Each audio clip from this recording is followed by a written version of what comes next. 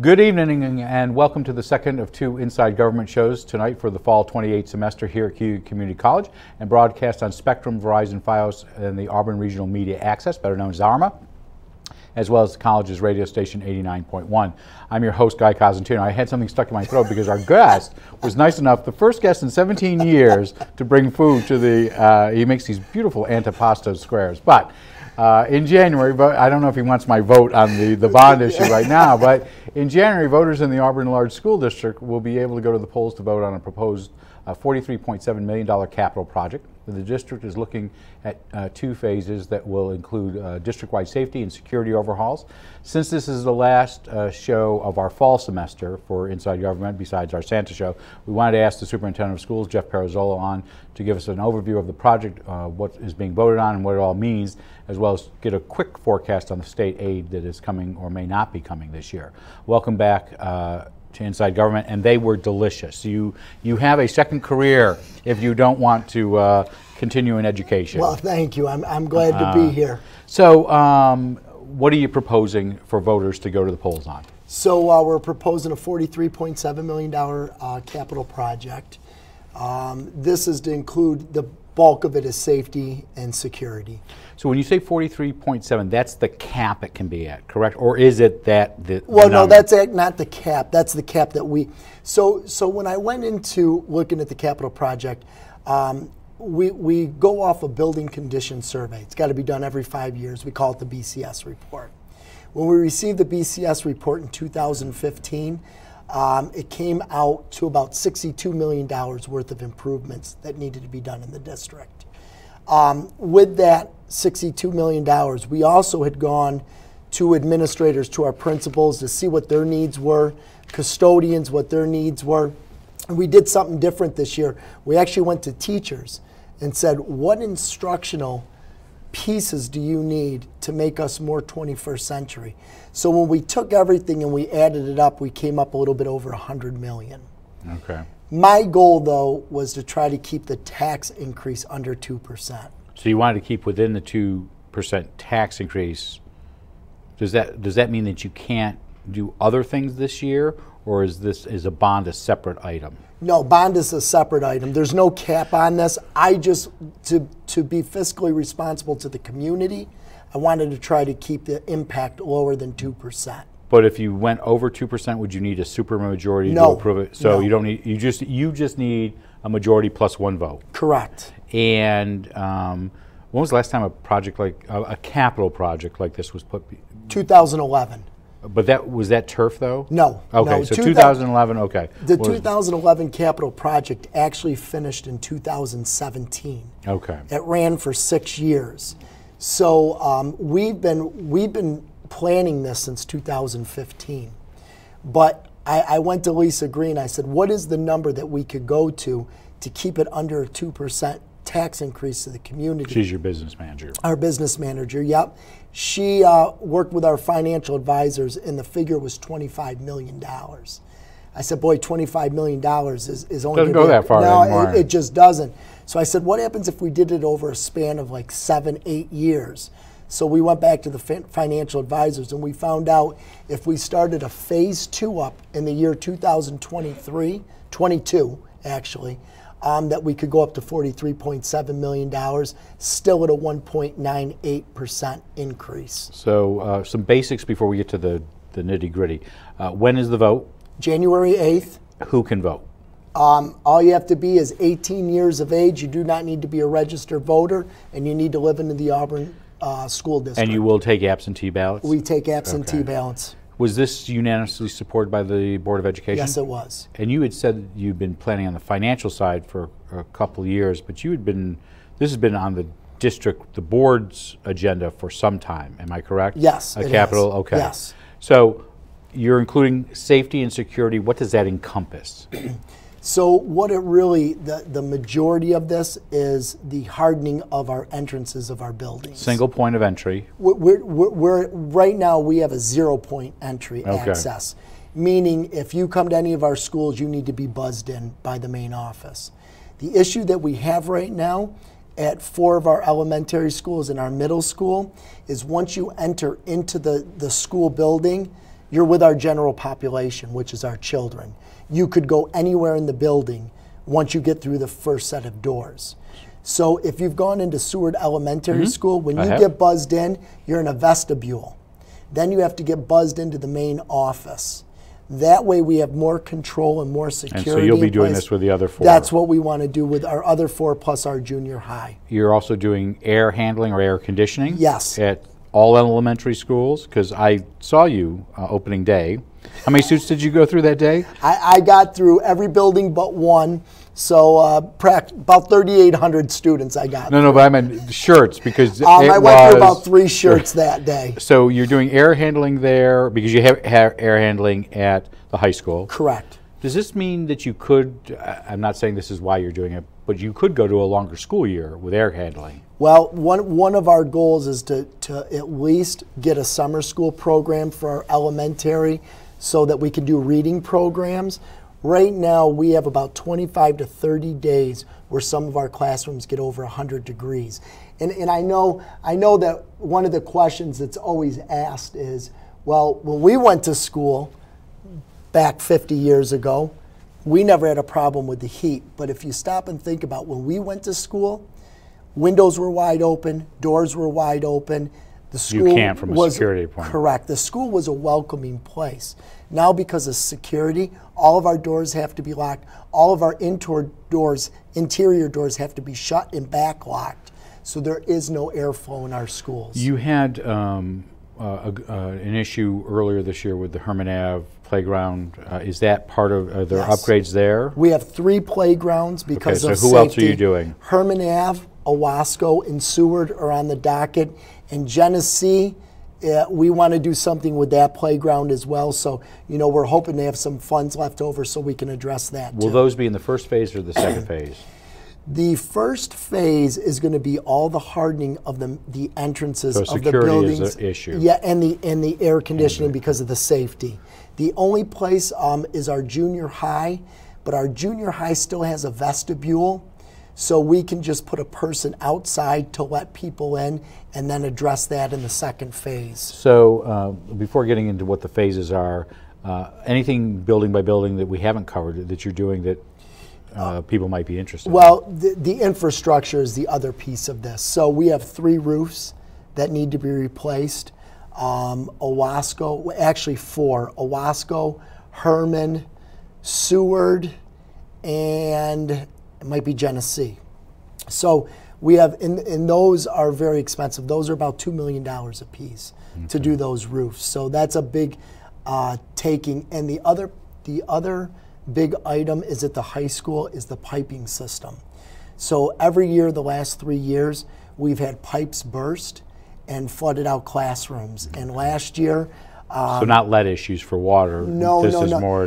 The reason why is because when this was built back in the 70s, in 1971, the system that was used runs hot and cold water into the same pipes. Because of the air conditioning system, they're all corroded now. Okay. And now they're bursting. Last year we had to do a $30,000 refurbish of a classroom after one of the pipes broke. So this is the math round of our show right now. So this is where I need Lisa, right? Right. So 2 phases, one $28 million, one $15 million.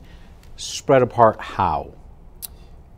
In a sense, you're going to do one. Will the second one start 2022 while the first one's still under just finishing? Correct. Okay. Correct. So 2 different. Now, does that mean when voters go in the polls on January 8th, they vote on 2 referendums, or do they also have to come back to the polls for a second vote for the second referendum? It's 1 referendum for the $43.7 million capital project. So you picked 43, and we talked about why that you're under the tax cap, but some of this is covered by state aid. Am I correct? So as I read somewhere, I thought I said that it said 93 to 95% of what you're doing is covered by state aid. Correct. So what isn't covered by state aid, just out of curiosity? Things that don't deal directly with the children. So if we have some stuff that has to be done at Thornton Avenue, like a generator, that we need a generator there because it's your board offices. Correct, that's where our board offices are. So anything that doesn't have a direct impact to the classrooms or the students. And then you're figuring that 84 cents on the 4 43.7, about 84 cents will be covered by state aid. Correct. Do you know that already? Yes. Or do you have to apply for it? No, we know that already. And so that really means, if I'm doing my math right, Okay. and it's about 3.7 million local taxpayer share. Correct. Okay, and that's why you're going, while they have to do the overall, people should be paying much more attention that what you're really borrowing locally is 3.7. Right, and again, the reason for that, Guy, is because just to replace one roof is $2 million. It would cost us $1 on the dollar to replace that roof. This way, it's only costing us 15 cents on the dollar. So some of this preventative maintenance as well, or you just know you're at that stage because of this 5-year report? Correct. So a lot of it is preventative maintenance, but when you come to the end of your useful life, like the roofs are, the pipes are, the playgrounds are, doesn't matter how much preventative maintenance you do, they need to be replaced because they're at the end of their useful life. And so per $100,000 of assessed value? You know what? About under $2. Oh yes, a month. Okay. Yes. Okay. And how long will that be for? Just the life of the bonds? It's the life of the bonds. And yeah. how do you remember what the life of the bonds are? I believe it was 15 years. Okay. So, and at that time, you'll most likely, you or a successor will look at other bonds for Correct. other capital. And we'll be coming off other bond indebtedness as we go on through a period of time. So we talked about 2 phases starting at different times. When would the first phase start?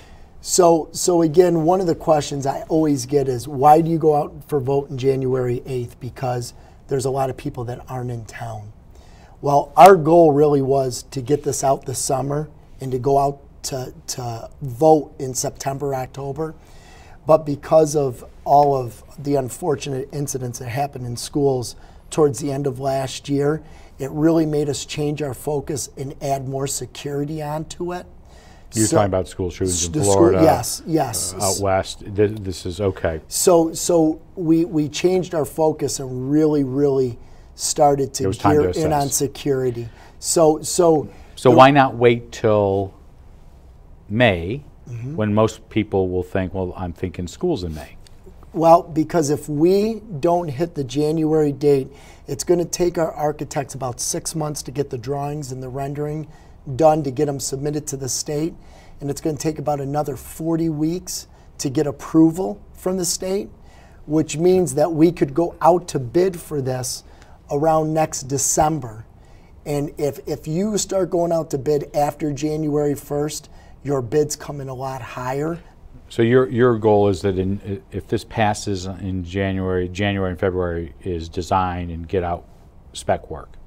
It'll probably be a few months before they get it to the state. So I want to go back to snowbirds for a second. We got a lot of snowbirds in Auburn. Yep. Some of them leaving now, right throughout after the month. Christmas, after the first.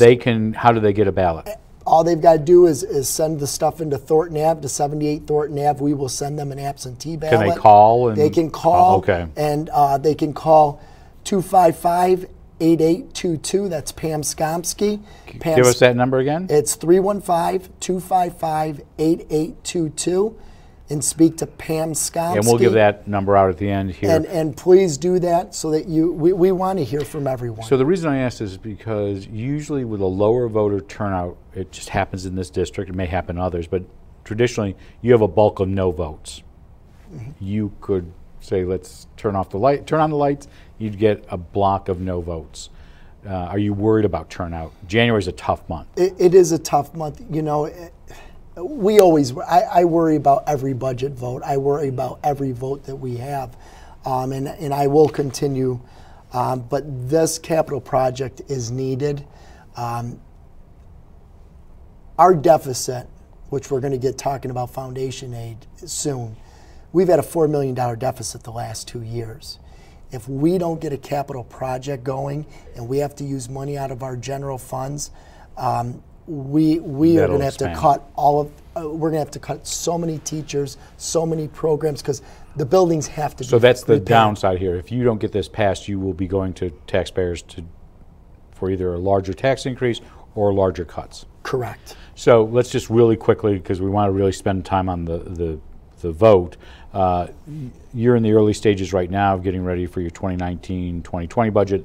that goes before voters in May for adoption or implementation in July 1st.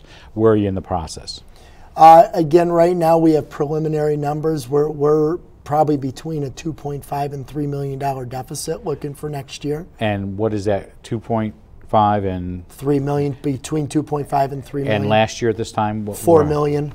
4 million, so Yep. you're down a little bit. We're down a little bit. We were down about to 2 million, but we've had an influx of students that have enrolled since the summertime. And that changes and some with some special ed needs. So with our special education students, some of those students do cost more money because of the services they get. So we're up around 2.5 to $3 million. Political question of sorts. Q County now has 3 senators, all in the minority. Yep. 2 assembly members, all in the minority. Yep. Does that worry you? Very much so, and I've been speaking to some of my cabinet members and the Board of Education, and what we really need to do is we need to get together with other small city school districts across the state and really merge into one voice. And really looking at those areas that have senators in the majority and the assembly in the majority. The thought is the leadership of the legislature right now is going to be downstate dominated. Correct. I'm not saying party-wise, downstate dominated. Does that make it even more challenging to get the foundation aid formula, which is key to your future in the district?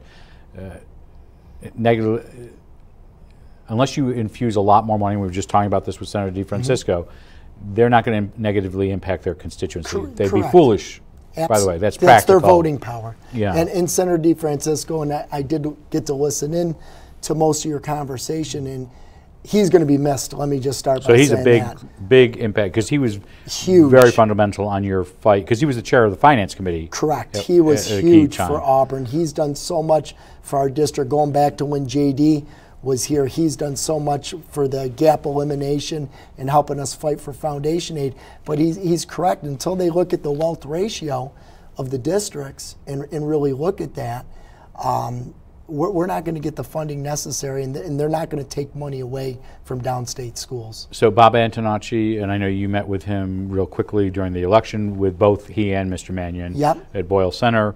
Have you started to meet with him and bring him up to speed? So Pam was calling today.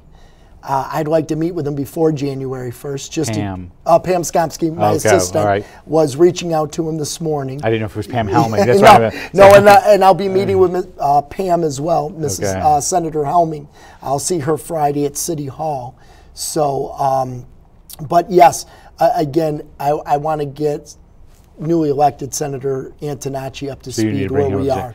One of the last things you talked about the last time you were here a couple of weeks ago was you've got this new committee of advocates, campaigning for change in aid formula. Now that you've got, when you met back then, you had 3 in the majority. You have 3 in the minority. Does that change how you will be addressing this, or does that go to your bigger? We got a group with other districts? Yeah, that's really. I've been, of course, keeping a close eye on this, because this is one of the pieces I've been looking at as far as advocacy. But I think that's what we are going to do is, I have a small city school district meeting next month next week in Albany, and I'm going to be talking to many of the superintendents there. But I think that's how we've got to focus our energy is by looking at that piece. And we should just make it clear. I had asked you earlier, this was during the fall, had you met with any candidates? You said, I wait till it's after November 6th. And was that what your theory was here? It was. Okay. Yes, it was. So let's go back real quickly as we finish up. Is there a public hearing on this, or has that been already held? I've already done 2 open forums. We will have another public hearing for it, but we're meeting as a facilities group next week. I want to do a couple more public forums. So the week of the 3rd, and you'll do forums, not necessarily a public hearing. Correct. We'll do we will do a short public hearing before the last board meeting before we go out. But I would like to do a couple more open forums so the community can come in and ask any questions that they have. Where are the polling places? We have 2 polling places, Seward Elementary School in Casey Park. Okay. And we're going to run it the same as we do all of our budget votes, 7 a.m. to 9 p.m. And absentee ballots, you can get them by calling Pam at 255-8822. Correct. And you might even answer the phone. You never know. I might be. So that's how you get an absentee ballot. And again, who gets the vote?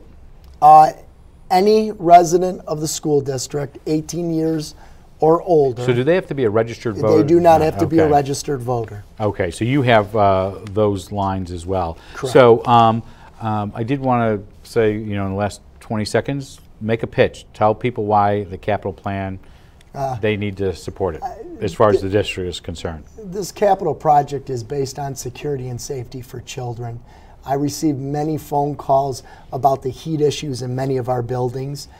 We've had some children that have had heat exhaustion and staff members. So we really want to address the air quality in all of our buildings, but the entrances of our buildings, we want to make sure that they're secure at all times for all children and for all families. Plus, being fiscally responsible, being able to do this for 15 cents on the dollar versus $1 on the dollar.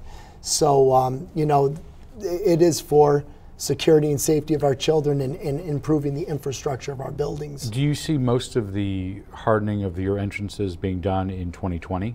Is that yes, really the beginning? That will be the first phase. Okay. We've moved everything around so that we have our priority ones with security and safety all in the first phase as much as possible. Like I said, the only place we may not be able to do that is the junior high, but we have the vestibule already.